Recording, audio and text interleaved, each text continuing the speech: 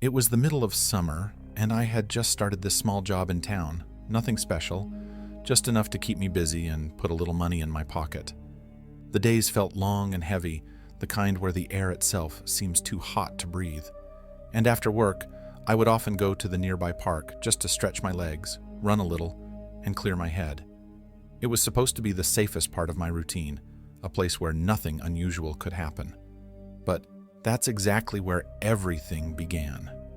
That evening, the park was quiet. The sun had already gone down, but the air still carried the weight of the day's heat, and the street lamps spread a pale yellow light that didn't quite reach the darker corners between the trees. I remember jogging slowly near the benches, trying to shake off the tiredness from work, when I felt it, the sudden awareness that I wasn't alone. At first, I told myself it was nothing, just the paranoia that comes when you're by yourself at night. But the feeling stayed. I could hear the faint crunch of steps that didn't match mine, and every time I slowed down, the sound stopped too. When I looked across the path, I saw someone standing still in the distance, half hidden by the shadows. They weren't moving, just watching, and the sight of them froze me for a second. I forced myself to keep walking, but my chest felt tight, and I couldn't shake the sense that something wasn't right. That's when two men came and sat down on the bench near me. They acted casual at first, like they were just resting, but then one of them called out, asking my name. I hesitated, but before I could think of a way to avoid it, they started asking more questions. Where I worked, where I lived, if I lived alone, and whether my parents were around. Their voices sounded friendly, but the way they stared at me made the back of my neck prickle. It felt less like curiosity and more like they were studying me, memorizing details they shouldn't have cared about. I was terrified, but in that moment I answered honestly, almost against my will, like I didn't know how to say no. They nodded and smiled in ways that didn't feel right at all. Something in their tone carried a hidden edge, like they were trying too hard to keep me there. When I finally said I had to go home, they leaned forward, insisting I stay and talk for a little longer, telling me there was no rush. I forced a weak smile, muttered an excuse, and walked away as quickly as I could, without running. I thought that was the end of it. I thought they were just strange men in the park I'd never see again. But I was wrong. The very next night, after finishing work, I was walking back home when I froze. Those same two men were standing across the street, right near my house. They weren't talking. They weren't moving. They were just standing there, watching me approach. Panic shot through me, and I called for my father the moment I got inside. When he stepped out, he demanded to know what they were doing there. His voice was sharp, angry, and it seemed to shake them for a moment. They mumbled something back, too low for me to hear, then turned and walked off into the dark. I wanted to believe that would scare them away, but deep down I knew it wouldn't. That night, around 3 a.m, I woke suddenly. The kind of awakening where you don't know why until your stomach twists and tells you something is wrong. I turned my head toward the window, and there they were, those same two men, standing motionless outside my house. Their faces tilted upward, their eyes fixed on my window. My blood turned to ice, and I couldn't breathe. I wanted to wake my father. I wanted to call the police, but something in me stayed frozen. I just lay there, staring at them, praying they would leave. By morning, they were gone.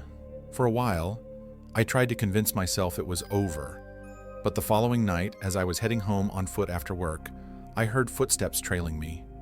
When I glanced back, my stomach dropped. It was them. They weren't even hiding it anymore. They were walking right behind me, keeping pace, their eyes locked on me. I quickened my steps, and so did they.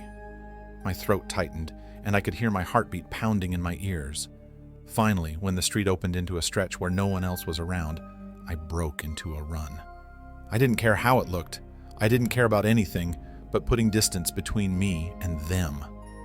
I cut through alleys, sprinted across streets, and didn't stop until I slammed my front door shut behind me, chest heaving.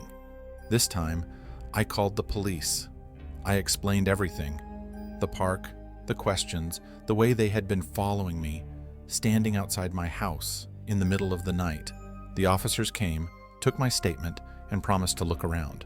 But when they searched, they found nothing. The men had vanished, and that was it. After that night, they never came back. No more shadows in the park, no more footsteps behind me, no more faces outside my window. It should have been a relief, but the truth is, it left me with a different kind of fear.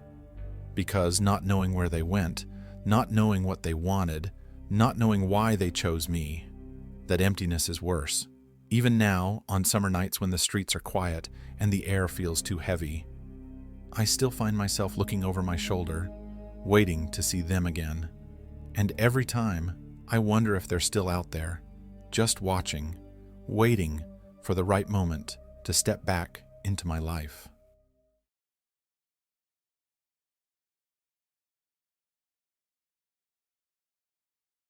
I don't know if I'll ever forget that trip. Even now, when I think about it, I get this uneasy knot in my stomach that I can't quite explain. It wasn't supernatural or anything like that, but it was real enough to keep me awake on some nights. It started pretty simple. A few of us, me, Ryan, Chris, and Nate, had planned a weekend trip out into the woods. Nothing extreme, just camping, grilling, a couple beers. You know, the usual kind of thing guys in their mid-20s do when they want to feel adventurous without actually doing anything too crazy. Ryan had just gotten this new tent and was bragging about how it could fit 4 people comfortably, so the idea came together fast. We left early on a Saturday morning. The drive itself was fine, just a little over 2 hours out of town. We had the music up, windows down, joking around, the kind of mood where everything feels easy and light. The plan was to park at this lot near one of the longer trails, hike a couple miles in, and set up camp somewhere a little off the beaten path. By the time we actually reached the lot, it was late morning, maybe close to noon. The place was quiet. A few other cars, but not many. The trail started out wide and easy, packed dirt with those little wooden posts every half mile or so. At first, it just felt good to be out there. The trees high above us, the air cleaner than it ever is back home. After about 40 minutes of walking, we veered off onto a narrower side path. Ryan kept saying how he wanted the real forest experience and not to camp near anyone else. At first it was fine, but the further we went, the more overgrown everything looked. The path narrowed until it was barely visible. Just flattened grass in some places. Chris joked that we were going to get lost, and Nate laughed, but I noticed Ryan didn't say much. He just kept walking like he already knew where we were headed. Eventually we found a small clearing that seemed good enough. A circle of space, with just enough room for the tent, surrounded by thick trees on all sides. We got set up quick. Tent, sleeping bags, cooler with food. By the time we were done, the sun was dipping lower than we'd realized. That night, things shifted. We cooked hot dogs over the little fire pit Ryan made and drank a few beers, laughing about dumb stuff like we always did. But once it got properly dark, the atmosphere changed in a way I can't quite describe. The woods were louder than I expected. Insects, owls, little snaps of branches.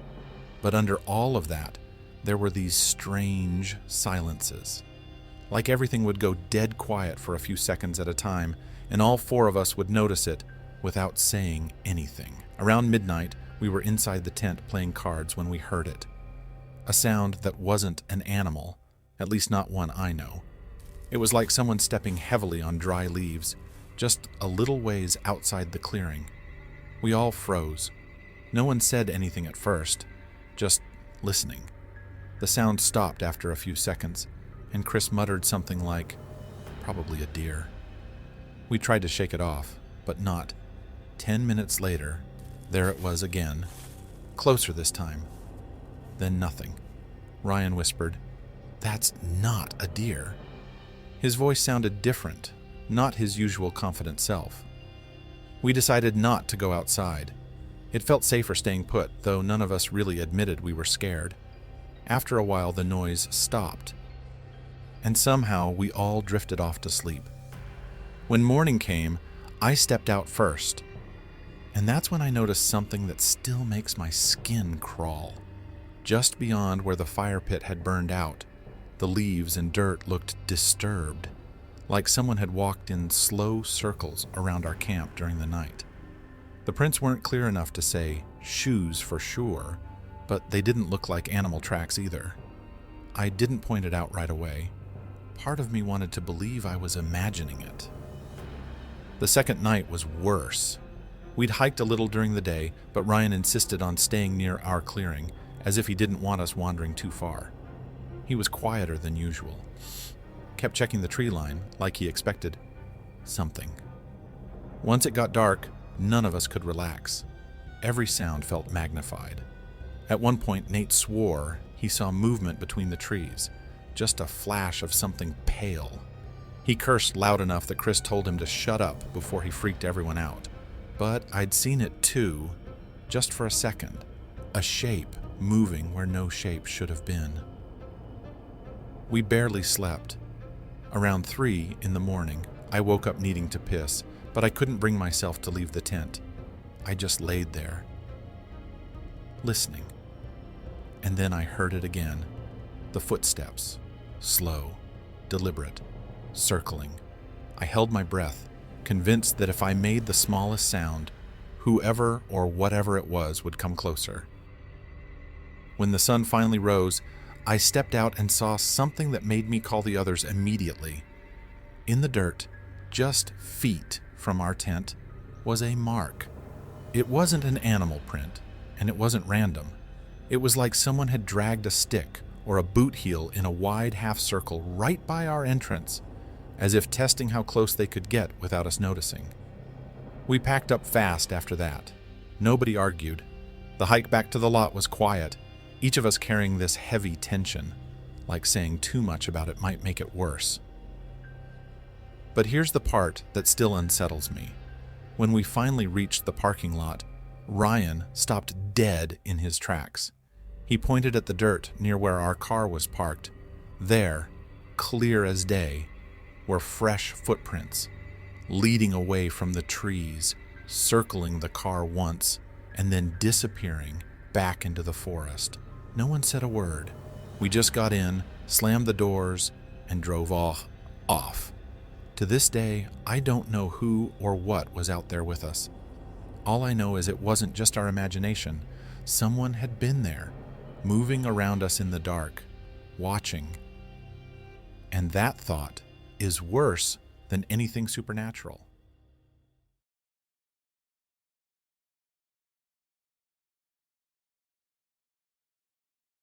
It was the middle of July, the kind of summer where the air feels too heavy to even breathe right, and the days just drag on because the heat never lets up, even after the sun goes down. My parents had decided to take a short trip out of town to visit my aunt who lived a couple hours away, and they figured I was old enough to stay home alone since I had just turned 17 that spring. And honestly, I was excited because it meant no curfew, no one telling me to get off my Xbox, and I could basically eat whatever the hell I wanted, whenever I wanted. The first day alone was fine. I stayed up way too late, played games, microwaved some frozen burritos, and then crashed sometime around 4 in the morning. The second night, though, that's the one that sticks in my head, because it's the night I honestly thought I wasn't going to make it out alive. I had been watching some dumb action movie downstairs in the living room, the kind that feels better in the dark when the TV is the only light in the room. And I was halfway through it when I realized I had killed off the last of my chips and soda. The kitchen is right around the corner from the living room, separated by a narrow hallway, so I paused the movie and went to grab more junk food. The house was dead silent, except for the hum of the fridge and the little creaks that always happen when the house cools down at night. But I wasn't thinking about any of that. I was crouched down in front of the pantry looking for something salty when I heard this sound that didn't belong. It wasn't the fridge. It wasn't the AC. It was sharper, like the distinct sound of glass cracking, and it came from somewhere towards the back of the house. I froze right there with a half-empty bag of pretzels in my hand and just listened, my ears straining so hard it felt like the whole world had gone quiet. And then I heard it again, this time the sound of a window sliding open, followed by the faintest thud, like someone setting their foot down on the wooden floor. My chest got tight instantly, and my first thought was that maybe one of my friends had decided to mess with me, but none of them lived close enough to just walk over, and none of them even knew my parents were out of town. The second thought hit harder. It was someone who wasn't supposed to be here. I glanced around frantically for my phone, only to realize, like a total fool, I had left it plugged in upstairs on the charger, which meant if I wanted to call anyone, I'd have to move back through the living room, past the noise. I just heard, and then climb up the stairs that stood right beside the front door. The idea of going towards that sound made my stomach churn, so I just grabbed the first thing I could get my hands on, which happened to be a big kitchen knife sitting in the sink from earlier, and I gripped it so hard my knuckles turned white. I leaned just enough around the doorway of the kitchen to peek into the living room, and that's when I saw him. There was a man, tall, easily over 6 foot, standing in the glow of the paused movie screen. He was wearing a baseball cap pulled low, so I couldn't see much of his face, and he had on a dark jacket, even though the house felt like an oven. He was bent over, going through the little drawer we kept by the front door, where my mom usually dropped her purse, and my dad kept spare keys and change. He was doing it casually, like he'd done it 100 times before, like he knew exactly what he was looking for. And the sound of him rummaging through the drawer was the loudest damn thing I'd ever heard in my life. My heart was slamming against my chest, and I remember my whole body shaking. But my brain was screaming at me to get upstairs, get to my phone, and call the police. I started creeping out of the kitchen, trying to keep my steps light, but the floorboards in that old house always had a way of betraying you. Sure enough, just as I got close to the base of the stairs, one of the steps creaked under my weight, and the guy whipped his head around so fast, I thought his neck might snap. For one long second, we just stared at each other across the living room. He had these dark eyes that locked onto me, and I could feel my throat drying up instantly. But instead of running, instead of doing the smart thing and bolting out the back door, I just froze, with that knife clutched in my hand like I actually knew how to use it. He took one step towards me, and I panicked. I let out this scream that didn't even sound like me. It was loud and raw, the kind of scream that tears at your throat. Without even thinking, I pulled my arm back and hurled the knife at him as hard as I could. It didn't hit him. It smacked into the wall right beside his head and stuck there, the blade vibrating with the force. But the look on his face changed instantly. I don't know if it was the scream, or the knife, or just the sight of some skinny teenager acting like a complete maniac. But the guy's whole body jerked, and then he bolted for the door. He yanked it open and sprinted into the night without saying a word. I stood there shaking so bad I thought my knees were going to give out, staring at the knife quivering in the wall. And then finally, I snapped out of it and ran upstairs like my life depended on it. I locked myself in my room, grabbed my phone, and called the cops with hands that wouldn't stop trembling. They showed up maybe 10 minutes later, which felt like an eternity, and swept the house. They found the broken back window where he'd climbed in and took fingerprints from the drawer he'd been going through. And they told me I was lucky because it seemed like he hadn't expected anyone to be home. One of the officers even joked that my knife-throwing skills might have saved my life, though I didn't feel like laughing. When my parents got back the next day, they replaced the front door with something heavier and got the window repaired, but I couldn't stop thinking about that moment when he looked at me and I thought I was done for. The scariest part wasn't even that he had broken in. It was how calm he had been about it, How sure he looked rummaging through our stuff, like he'd done it before in other houses. Maybe even in ours. For weeks after, every creak in the house made my heart race, and I couldn't walk past that wall with the little dent from the knife without feeling my stomach twist. Sometimes, even now, I wonder what would have happened if I hadn't screamed, if I hadn't thrown that knife, if I had just stood there frozen a few seconds longer. Because the way he looked at me, it wasn't like I was a kid holding a knife. It was like I was prey, and he was figuring out if I was worth the trouble.